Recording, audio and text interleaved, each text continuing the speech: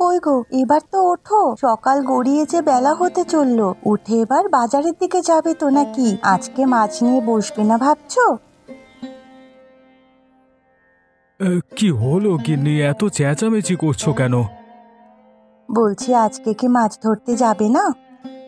আজকে তো বাইরে এত বৃষ্টি পড়ছে, তাই ভাবলাম যে আজকে আর মাছ ধরে বিক্রি করতে যাব না। আজকে একটু ঘরে বসে বউয়ের আদর আর খিচুড়ি খাবো। কি যে বলো না তুমি! আর কাজ থেকে বাড়িতে এসেও খেতে পারবে, কিন্তু একদিন কাজে না গেলে আমাদের আয় কি করে হবে? আর আয় না হলে মাসে মাসে বাবাকে টাকা পাঠাবো কি করে? আর আমাদের ভবিষ্যতেরই বা কি হবে? আমি এত প্রশ্নের উত্তর দিতে পারছি না। ঠিক আছে গিন্নি, আমি মাছ ধরে বিক্রি করতে যাচ্ছি, কিন্তু তোমাকে আজকে খিচুড়ি রান্না করতে হবে আমার জন্য, বলে দিলাম। ঠিক আছে, তোমার জন্য আজ খিচুড়ি রান্না করব। তবে তুমি বাজার থেকে আসার সময় একটা ইলিশ মাছ নিয়ে এসো। খিচুড়ি দিয়ে খেতে বেশ মজা লাগবে। ঠিক আছে, আমার গিন্নি যখন বলেছে সেটা তো আনতেই হবে। ঠিক আছে, তুমি এবার মাছ ধরতে যাও, আর সাবধানে যেও কিন্তু। কই গো, কোথায় গেলে? রান্নাঘরে এসে তাড়াতাড়ি খেয়ে নাও, আবার মাঠে যাবে তো।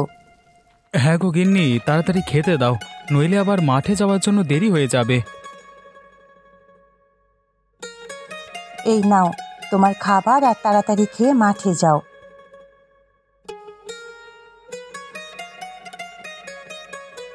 গিন্নি, আজকে বাড়ি ফিরতে একটু দেরি হবে। হ্যাঁ। কেন গো, আজ বাড়ি ফিরতে দেরি হবে কেন? দেখছো না, সকাল থেকে প্রচুর বৃষ্টি পড়ছে, জমিটা মনে হয় পুরো জলে ভর্তি হয়ে গেছে। আল কেটে আবার জল বের করতে হবে, না হলে সমস্ত ফসল যে নষ্ট হয়ে যাবে। ও আচ্ছা। তা গিন্নি, ঘরে সমস্ত কাঁচা সবজি মশলাপাতি চাল ডাল আছে তো, নাকি সমস্ত কিছু আবার আনতে হবে? আছে ওই অল্প পরিমাণে, কিছুদিন চলে যাবে। তা আজকে এত বৃষ্টি পড়ছে, আজকে খিচুড়ির সাথে একটু ইলিশ মাছ খাবার মন হচ্ছে। তুমি কি আনবে? ঠিক আছে গিন্নি, আমি আগে বাজারে গিয়ে তোমার জন্য ইলিশ মাছ নিয়ে আসবো, তারপর আমি মাঠে যাব। ঠিক আছে। গিন্নি, আমার খাওয়া শেষ, আমি তাহলে এবার উঠছি। হ্যাঁ, আর তুমি আমাকে ছাতাটা দাও।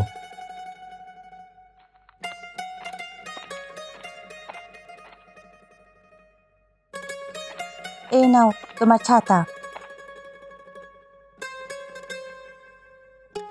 আর সাবধানে যেও কিন্তু, বাইরে প্রচুর বৃষ্টি হচ্ছে, অনেক কাদা আর পিছল। হ্যাঁ গো, আমি সাবধানেই যাব, তুমি অত চিন্তা করো না।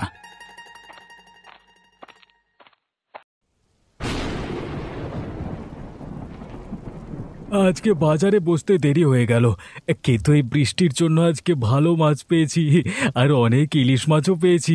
তাড়াতাড়ি বসে আবার মাছগুলো বিক্রি করতে থাকি, তারপর আবার বাড়িতে গিয়ে বউয়ের হাতের খিচুড়ি আর ইলিশ ভাজা খাবো। আসুন আসুন, এই বড় বড় ইলিশ মাছ নিয়ে যান, আসুন।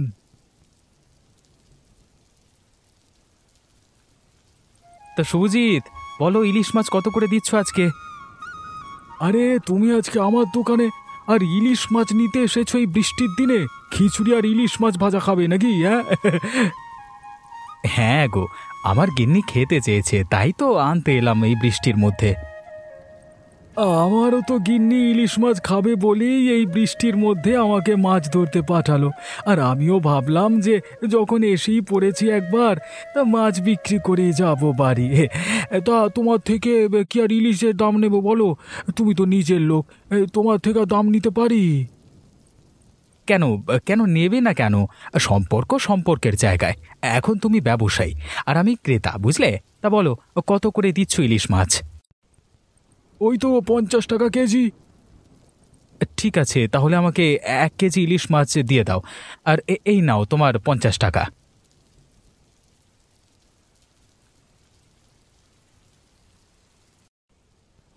আরে, দুই জামাই যে একসাথে, তা মাছ কিনতে এসেছো নাকি? হ্যাঁ গো, মাছ কিনতে এসেছি। তা তুমি কি করতে যাচ্ছ এদিকে? বর্ষা তো প্রায় চলে এলো, কিন্তু গরমটা তো আর গেল না, তাই গিন্নি বললো আজকে ফ্রিজ কিনে আনতে। তাই ফ্রিজ কিনে আনতেই দোকানে যাচ্ছি। বাবা, এ তো খুব আনন্দের কথা। ঠিক আছে, আমি এখন যাচ্ছি, হ্যাঁ, না হলে আবার বাড়ি ফিরতে দেরি হয়ে যাবে। ঠিক আছে, যাও। আর আমিও বাড়ির দিকেই যাই। ওদিকে এত বৃষ্টি পড়ছে, চাষের জমিটার কি অবস্থা দেখে আসি। ঠিক আছে, ঠিক আছে, তোমরা যাও যাও যাও, হ্যাঁ।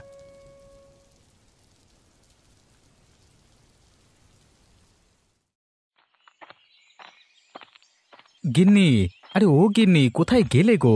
একবার এসো, এসে মাছটাকে নিয়ে যাও।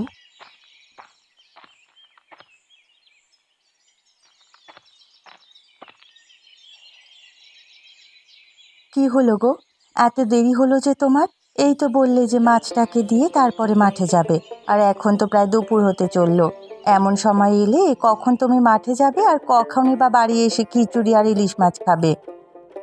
মাছ কিনে নিয়ে বাড়ি আসবার সময় ভাবলাম যে একবার দেখে আসি জমিটার কি অবস্থা। সেখানে গিয়ে দেখি সেরকম জল জমে নেই, তাই একেবারে কিছু কাজ ছিল, সমস্ত কিছু করে তারপরই বাড়ি এলাম আর কি। হ্যাঁ। বাহ, এ তো খুব ভালো খবর। কি নিয়ে নাও, ওটা নিয়ে যাও। আর এতে 1 কেজি ইলিশ মাছ আছে। 1 কেজি ইলিশ মাছ এনেছো তুমি? হ্যাঁ গিন্নি, 1 কেজি ইলিশ মাছ আছে। তুমি বরং দেরি না করে তাড়াতাড়ি রান্না করো, বড্ড খিদে পেয়েছে। সে নিয়ে তুমি অত চিন্তা করো না তো। তোমার আসতে দেরি হচ্ছিল বলে আমি খিচুড়িটা করেই রেখেছি। এবার শুধু ইলিশ মাছটা ভাজবো আর তোমাকে খেতে দেবো। এই না হলে আমার গিন্নি, নিজে একাই 100। কি যে বলো না তুমি, একেবারে যা তা। জানো গিন্নি, আমার মেজো শালিরা আজকে ফ্রিজ কিনতে গেছে। তাই নাকি?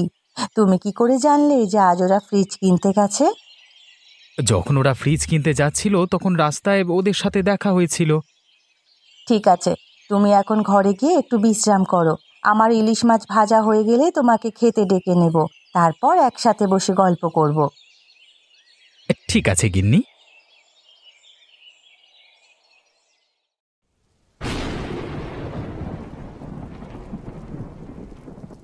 গিন্নি, আরে ও গিন্নি, কোথায় গেলে গো? আমি চলে এসেছি।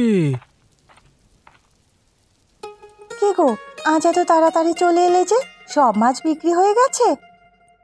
হ্যাঁ গো, আজকে বৃষ্টি পড়ছে তো কি হয়েছে, কিন্তু আজকে মাছের বাজারটা ভালোই চলেছে।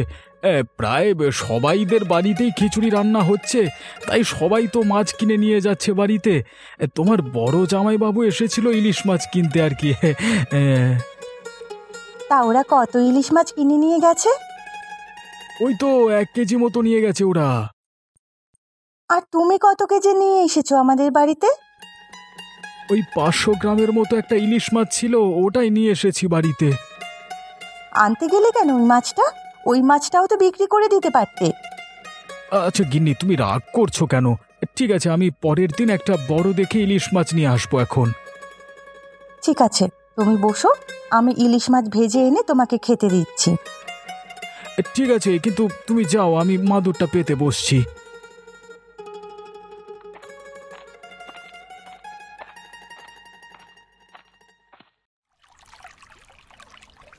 শুনলাম নাকি তোর বর আজকে 1 কেজি ইলিশ মাছ নিয়ে গেছে? হ্যাঁ, নিয়ে গেছে তো। কেন, তোরা খাসনি ইলিশ মাছ? কেন খাবো না? তোর বর তো আমার বরের কাছ থেকে ইলিশ মাছ কিনে নিয়ে গেছে, তা আমরা খাবো না? না না, তাই জিজ্ঞাসা করছিলাম। তা কত মাছ নিয়ে গেছে তোর বর? যতটুকু মাছ নিয়ে যাক না কেন, তা তোকে বলবো কেন?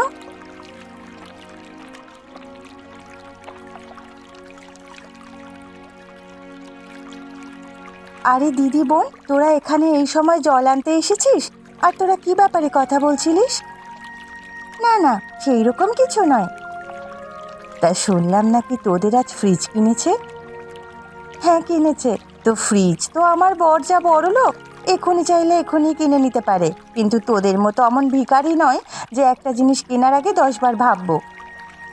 বোন, তুই এভাবে বলবি না। তোর বর বড় লোক বলে আমাদের স্বামীদেরকে তুই অপমান করছিস। অপমানটার করলাম কোথায় বল? তোদের তো এখন রাগ হবে। আমি জানি আমরা ফ্রিজ কিনেছি, তো তোরা এখন দেখবি আর জ্বলবি। তোরা তো ফ্রিজ কিনতে পারবি না, বরং আমাদের বাড়িতে গিয়ে একবার দেখেই আসিস, তোদের ফ্রিজ দেখার স্বাদটা মিটে যাবে। তোরা ফ্রিজ এনেছিস বলে এখন নিজেকে বড় মনে করছিস, তাই তো? দাঁড়া, আমি আমার স্বামীকে বলে কালকেই ফ্রিজ কিনে নিয়ে আসবো, তখন তুই আমাদের বাড়িতে গিয়ে ফ্রিজ দেখে আসবি। হ্যাঁ হ্যাঁ যা, কত ফ্রিজ কিনিস আমিও দেখবো। হ্যাঁ হ্যাঁ দেখাবো, তখন কে দেখে আর জলে আমিও দেখবো।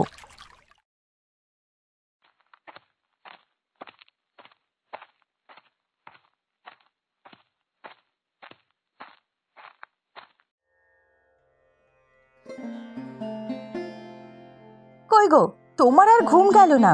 সারাক্ষণ শুধু ঘুম আর ঘুম। কি হলো বলো তো গিন্নি, এত চেঁচামেচি করছো কেন? চেঁচামেচি কি আর সাধে করছি? নিশ্চয়ই কিছু কারণ আছে। কি হয়েছে সেটা তো বলো। আজ আমি যখন জল আনতে গিয়েছিলাম বিকেলে, সেখানে দিদির সাথে দেখা হয়। ওরা ফ্রিজ এনেছে বলে যা নয় তাই করে আমাকে কথা শোনালো।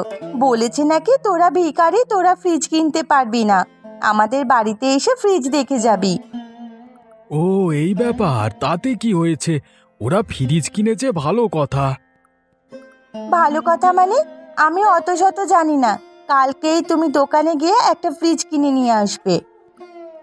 তুমি তো জানো আমাদের কেমন অবস্থা, আর বললেই কি আনা যায় নাকি? আমি অত শত কিছু জানি না, আমি যখন একবার বলেছি তোমাকে আনতেই হবে।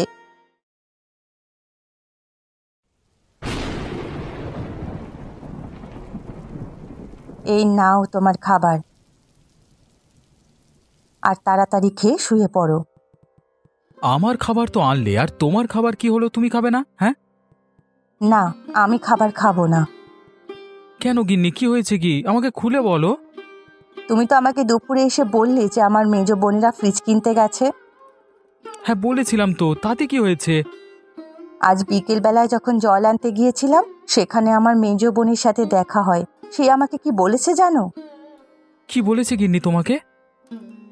মালতী আমাকে বলেছে আমরা নাকি ভিখিরি, আমাদের ফ্রিজ কেনার মতো টাকা নেই, আমরা একটা জিনিস কেনার আগে 10 বার করে ভাবি। আবার এটাও বলেছে নাকি যে তোদের ফ্রিজ কেনার টাকা নেই, তোরা আমাদের বাড়িতে এসে ফ্রিজ দেখেই ফ্রিজ কেনার স্বাদ পূরণ করে নিবি।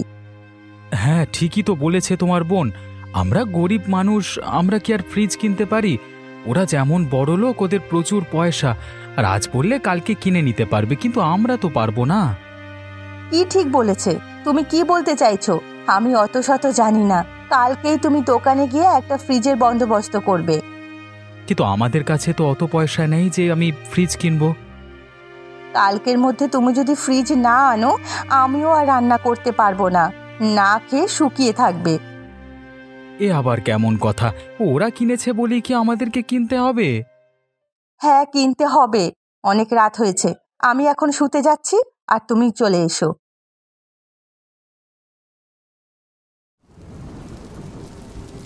তনু, তুমি যে আমাদের কি ক্ষতি করলে ভগবানই জানে। তুমি আমাদের অনেক বড় ক্ষতি করে দিলে। কেন গো, আমি আবার তোমাদের কি ক্ষতি করলাম?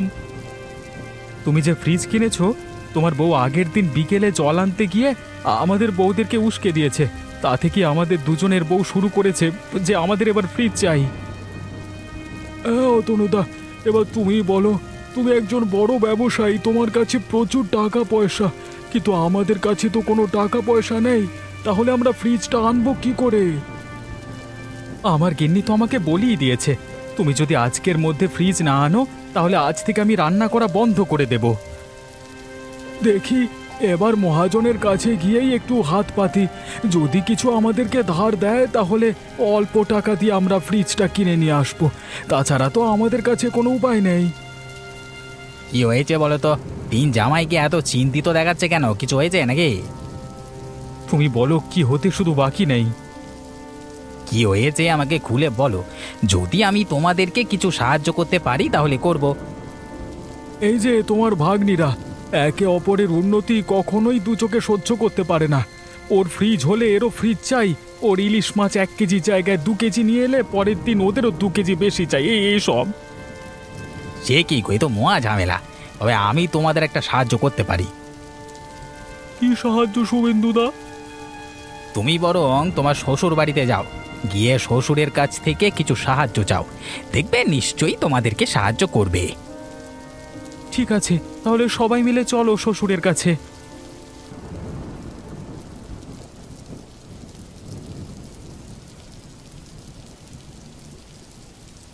শ্বশুরমশাই, শ্বশুরমশাই কোথায় গেলেন? আপনার সাথে একটু কথা ছিল।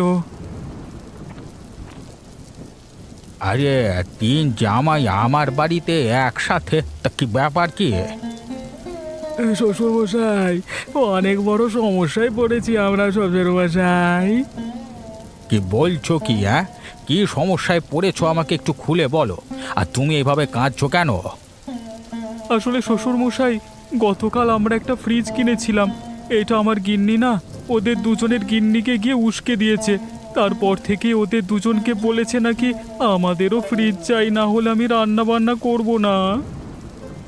এবার আপনি বলুন, আমাদের মতো এই গরিব ঘরের ছেলেরা কিভাবে ফ্রিজ আনবে বাড়িতে?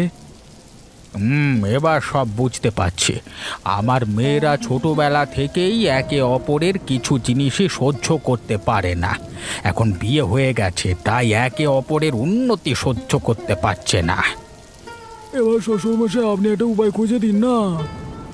তোমরা এক কাজ করো, তোমরা বাড়িতে যাও এবং একে অপরের বউকে বলো যে অমুকের বউ এত টাকা জমিয়েছে, ওর বউ এত টাকা জমিয়েছে। তাহলে দেখবে ওরা টাকা পয়সা জমানো নিয়ে নিজেদের মধ্যে একটা এই যুদ্ধ শুরু করে দেবে। তখন আর তোমাদের টাকা পয়সা নিয়ে কোনো অভাব হবে না। বাবা, এই তো খুব ভালো বুদ্ধি। এতে আমাদের কোনো টাকা খরচও হবে না এবং ভবিষ্যতের জন্য অনেক টাকা সরিয়েও রাখা হবে। ঠিক আছে বাবা, আজকে গিয়ে আমরা গিন্নিদেরকে এই কথাটা বলবো।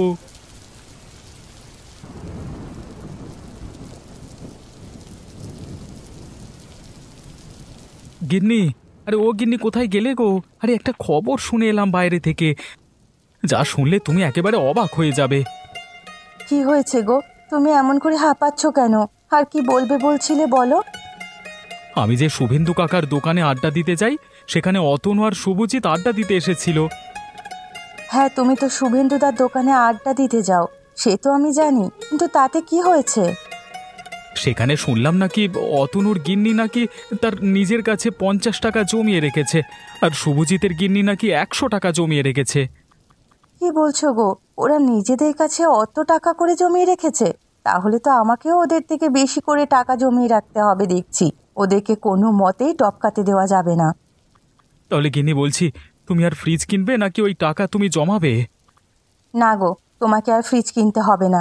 তুমি বরং আমাকে কিছু কিছু করে টাকা দেবে, সেগুলো আমি জমিয়ে রাখবো। ওদের থেকে আমি বেশি টাকা জমাবো।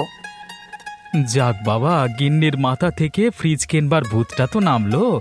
আর ফ্রিজ কিনবার জন্য টাকাও খরচা করতে হবে না, সমস্ত টাকা আমাদের কাছেই থাকবে। শ্বশুরমশাইয়ের কি বুদ্ধি মাইরি! কিছু বলছো নাকি তুমি? না না গিন্নি, কি আর বলবো, বড্ড খিদে পেয়েছে। তুমি বরং এবার খেতে দাও। ঘরে একটুও জল নেই, তোমাকে খেতে দিয়ে আমি জল আনতে যাব। সে ঠিক আছে, তুমি আপাতত খেতে দাও। হ্যাঁ ঠিক আছে, তুমি বসো, আমি তোমার জন্য খাবার আনছি। কিরে রূপসা, কেমন আছিস? কেমন আবার থাকবো, ভালোই আছি। তোরা কেমন আছিস? আমরা ভালো আছি। তা শুনলাম নাকি তুই অনেক টাকা জমিয়ে রেখেছিস নিজের কাছে? হ্যাঁ, জমিয়ে রেখেছি তো। নিজের কাছে 100 টাকা জমিয়ে রেখেছি। তুই নাকি তোর নিজের কাছে 100 টাকা জমিয়ে রেখেছিস? হ্যাঁ, রেখেছি তো। তোর বরের মতো তো আমার বর অত ভিখারি নয়।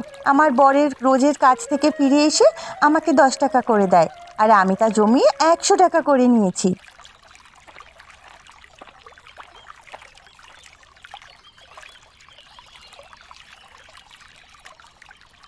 কিরে, তোদের দুজনের মধ্যে কিসের কথাবার্তা হচ্ছে?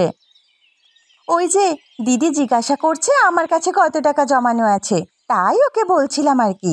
ওই তো ভিখারি, ওর কাছে তো কিছুই টাকা নেই, তাই জিজ্ঞাসা করছে আমাদেরকে। ওদের কাছে আর কি টাকা থাকবে বল, সব ভিখারির দল। আমার কাছে কত টাকা জমানো আছে জানিস?